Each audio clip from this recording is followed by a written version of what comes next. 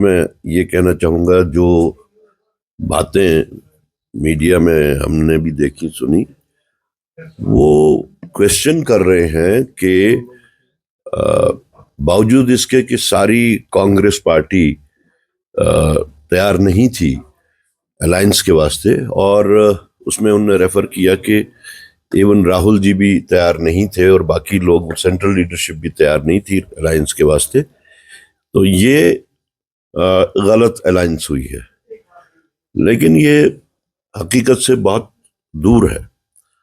जिस वक्त भी कोई मीटिंग हुई उस वक्त पार्टी के लीडर्स ने अपने अपनी राय दी, और most of the party leaders इस चीज के पे इत्तेफाक था कि अलायंस नहीं होनी चाहिए, इसमें कोई शक नहीं है।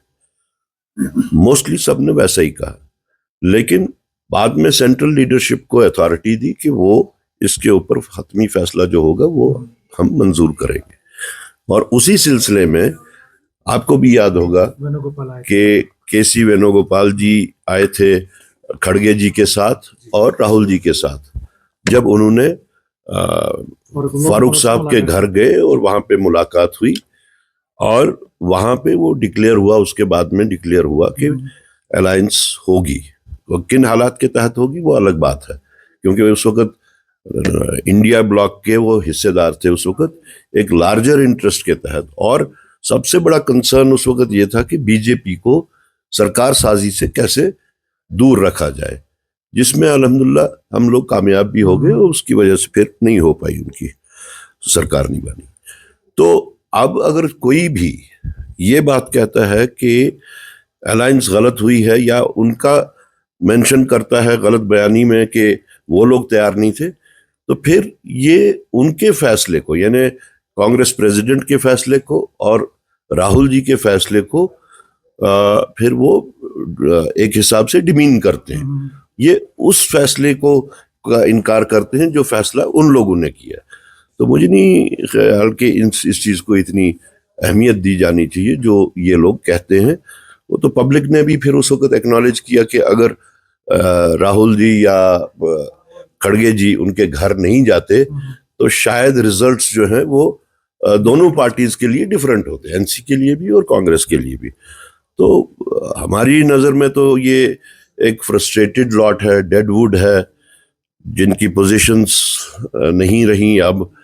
और उस तरीके से जो मगर काबिल एतराज बात यह है जो लैंग्वेज जो यूज हो रही है वो ऐसी लैंग्वेज नहीं करनी चाहिए, और पार्टी के डिसिप्लिन के दायरे के अंदर अंदर बात करनी चाहिए, पब्लिकली नहीं करनी चाहिए। तो क्या पार्टी इसके लिए कोई एक्शन ले सकती है? नहीं, इसके ऊपर तो पार्टी में अगर इस बारे में कोई इनिशिएटिव हुआ तो वो आपको पता चल जाएगा। जी। दूसरी बड़ी बात है कि रुपीस कंटिन्यू डिप्रिसिएशन हो रहा है, तो व्हाई दिस डेंट? नहीं, डेंट क्या है, वो तो पेशन गोई राहुल गांधी जी ने बहुत पहले से की थी कि मुल्क जो है वो इकोनॉमिक हालात ऐसे खराब होंगे कि हिंदुस्तानी जो हम लोग हैं को उसका अंदाजा भी नहीं कर सकते, और ये उसी का नतीजा है जो हम देख रहे हैं। और उन्होंने अभी हाल ही में फिर से ये बात कही कि इससे भी ज्यादा हालात खराब होने वाले हैं आगे। लेकिन मोदी जी अपनी जफियां पपियां और टॉफियां बांटने से ही उनको फुर्सत नहीं है, तो क्या किया जाए, इस मुल्क की बदकिस्मती है ये। प्रधानमंत्री नरेंद्र मोदी कई सारे देशों का विजिट करके वापस वतन पहुंचे हैं, तो उसके बाद ये बातें उठ रही है कि रुपयों का जो वैल्यू है वो गिरते जा रहा है। क्या आपको लग रहा है कि जिस तरीके से उन्होंने अपने काफिले में कमी लाई है, अब जिस तरीके से वो काफिले में जो है लगातार जिस तरीके से फॉरेन ट्रिप्स में खर्चा होता है, क्या आपको लग रहा है कि ये दोहरा स्टैंड है? देखिए, ये सबसे पहले जो एक ऑस्टेरिटी मेजर्स जो उन्होंने ऐलान किए वो बजात खुद एक मजाक बन गया है। जो बातें उन्होंने कही, इतने हल्के अंदाज की बातें कही, उनको ये पता नहीं क्यों ये समझ नहीं आती है कि उनका ये मस्खरापन करने से बाहर के मुल्कों में जाके और मुल्क में हल्की हल्की बातें करने के, प्राइम मिनिस्टर को ऐसी बातें शोभा नहीं देता, इस तरीके से हल्के अंदाज में बात करना। रहा सवाल रुपए की कीमत के घटने का, तो वो तो पहले से ही उसकी निशानदेही राहुल गांधी जी ने कही थी। यहाँ पे इकोनॉमिक डिप्रेशन इतना ज्यादा होगा कि हम लोग अंदाजा भी नहीं कर सकते, चाहे वो सामने आ रहा है पेट्रोल का, डीजल की कीमतों की वजह से, या खान पान के जितनी भी चीजें हैं। नेचुरली जिस वक्त पेट्रोल डीजल का, जिस वक्त ट्रांसपोर्टेशन का कॉस्ट जो है वो बढ़ जाता है तो सबके ऊपर बढ़ जाता है। लेकिन राहुल जी ने इस चीज की पहले से निशानदेही की थी, और आज 2-3 दिन पहले फिर से उन्होंने कहा इतना ही नहीं है, इससे भी आगे हालात खराब होने वाले हैं। बदकिस्मती की बात यह है कि जो लोग इस वक्त हेड ऑफ अफेयर्स हैं, चाहे प्राइम मिनिस्टर हैं, चाहे होम मिनिस्टर हैं, वो इकोनॉमिक्स की जो रमूज है, उन रमूज को वो समझते नहीं है, और शायद अपनी ही धुन में वो समझते हैं कि ये कोई छोटी सी स्टेट चलानी है या म्यूनसिपैलिटी चलानी है, मुल्क चलाना बहुत बड़ी बात है। देखिए, हमारा स्टैंड तो बिल्कुल क्लियर है। मैं जम्मू में था और मैंने अपनी टीम वहां भेजी उस जगह पे। वहां पे पता चला कि उसी वक्त फॉरेस्ट मिनिस्टर साहब भी वहां पे थे, और उन्होंने बरमला तरीके से इस बात का इजहार किया कि ये फॉरेस्ट लैंड नहीं है। और जिस अंदाज से वहां पे हुआ, या तो स्टेट लैंड है या फॉरेस्ट लैंड है।